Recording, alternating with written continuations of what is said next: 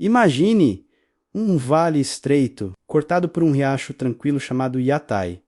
Era 17 de agosto de 1865 o solo úmido. E silencioso estava prestes a ser palco de um confronto brutal, um encontro que mudaria o curso da Guerra do Paraguai. A batalha que você vai conhecer agora é mais do que números e datas. É um choque de estratégias, paixões e tragédias humanas. Bem-vindo à Batalha de Yatai.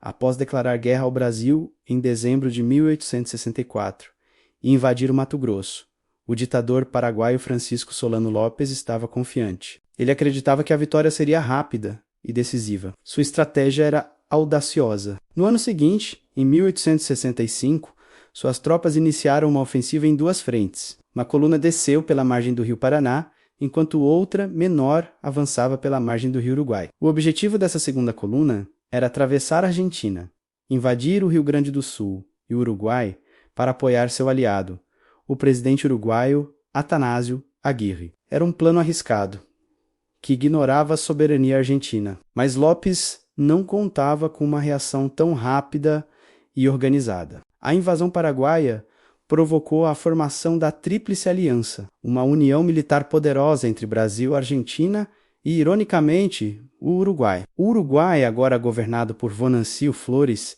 líder do Partido Colorado e aliado dos brasileiros, virou a casaca e se juntou aos inimigos de seu antigo aliado. A guerra ganhava uma nova dimensão. Enquanto a força paraguaia principal, comandada pelo general Estigarribia, avançava e ocupava a cidade de Uruguaiana, no Rio Grande do Sul, uma força de vanguarda se destacou. Era um destacamento de cerca de 3.200 homens, sob o comando do coronel Pedro Duarte. A missão de Duarte era simples: marchar pelo território argentino, contornando a fronteira, para se encontrar com Estigarribia mais ao sul. Ele era a ponta de lança, o batedor que abriria caminho. Mas os generais da Tríplice Aliança viram ali uma oportunidade de ouro. Em vez de esperar o exército paraguaio se reunir, eles decidiram agir rápido. O plano era interceptar a coluna isolada de Duarte, cercá-la e destruí-la antes que pudesse receber ajuda. O palco para o confronto estava montado nas margens do riacho Yatai. Vamos entender quem estava em cada lado desse campo de batalha. De um lado, tínhamos os paraguaios, liderados pelo corajoso coronel Pedro Duarte. Sua força era de aproximadamente 3.200 homens. Eles estavam em uma situação terrível. Tinham pouquíssima artilharia, a comida era escassa e a moral estava baixa. A longa marcha por território hostil tinha deixado os soldados exaustos. E o pior de tudo, não havia reforços por perto. Estavam completamente isolados. Do outro lado, a Tríplice Aliança reunia uma força esmagadora. O comandante-geral era o uruguaio Venancio Flores. Com ele estavam o general Bartolomé Mitre Paunero pela Argentina e o brasileiro Manuel Marques de Souza, o barão de Porto Alegre. Juntos, eles comandavam entre 10 a 12 mil homens. Era uma força quase 4 vezes maior que a paraguaia. E a superioridade não era apenas numérica. Os aliados tinham uma cavalaria forte e bem treinada, artilharia moderna com munição de sobra e linhas de suprimento garantidas. A diferença de poder era tão absurda que muitos historiadores hoje olham para a Batalha de Yatai e a descrevem como um massacre inevitável. Para os homens do coronel Duarte, a luta parecia perdida antes mesmo de começar. Na manhã do dia 17 de agosto de 1865, um sol fraco começou a iluminar o vale nevoado do riacho Yatai. O coronel Duarte olhou ao redor e a realidade caiu como uma bigorna. Ele estava completamente cercado. O exército aliado formava um semicírculo mortal ao seu redor. Em um ato de desespero, ele enviou mensageiros para pedir socorro ao general Estigarribia, que estava a poucos quilômetros de distância, em Uruguaiana. Mas a ajuda nunca chegou. Nenhuma resposta. Sem ter para onde fugir e sem esperança de reforços, Duarte reuniu seus oficiais. Suas palavras foram diretas e sombrias. Ele disse que a única opção era lutar. Lutar até o último homem, até o último cartucho. A tropa paraguaia, mesmo faminta e cansada, obedeceu. Eles formaram uma linha defensiva precária, de costas para o riacho Lamacento. Era uma posição terrível. Se recuassem, se afogariam ou seriam massacrados na água. A única direção era para frente. Era lutar ou morrer. Por volta das 11 horas da manhã, o general Venancio Flores, montado em seu cavalo, deu a ordem que todos esperavam. Avancem! O som das cornetas ecoou pelo vale. A cavalaria uruguaia foi a primeira a atacar, partindo em uma carga veloz contra as linhas paraguaias. Logo em seguida, a artilharia argentina começou a bombardear as posições inimigas, mas os paraguaios não quebraram. Pelo contrário, eles resistiram com uma ferocidade que chocou os generais aliados. A infantaria paraguaia, usando táticas de guerrilha e atirando de posições abrigadas, conseguiu derrubar dezenas de cavaleiros uruguaios. A primeira onda de ataque foi repelida. A batalha, que parecia decidida, prometia ser muito mais sangrenta do que o esperado. Mesmo enfrentando uma desvantagem numérica absurda, o coronel Duarte não se contentou em apenas defender, ele decidiu arriscar tudo em uma manobra ousada, quase suicida. Ele concentrou seus melhores batalhões no centro de sua linha e ordenou um contra-ataque direto contra a posição do general argentino Pauneiro. Por alguns minutos, a cena no campo de batalha pareceu virar de cabeça para baixo. Os soldados paraguaios, gritando em guarani, avançaram com baionetas caladas sobre as tropas argentinas, que não esperavam tamanha audácia. Os argentinos surpreendidos começaram a recuar. O próprio general Flores ficou chocado com o que via e exigiu que as reservas entrassem em combate imediatamente para conter o avanço inimigo. A coragem paraguaia estava quase virando o jogo. Foi então que ocorreu o movimento decisivo, o ponto de virada da batalha. A cavalaria brasileira, comandada pelo experiente barão de Porto Alegre, que até então estava posicionada na reserva,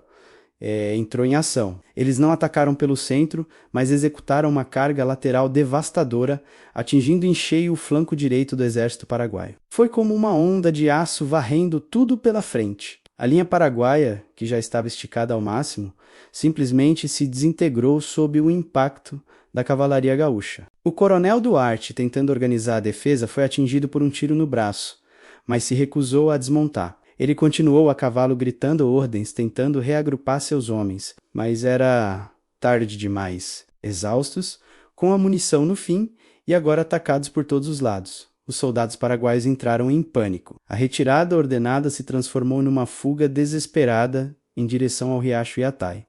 A batalha, como uma luta organizada, tinha acabado.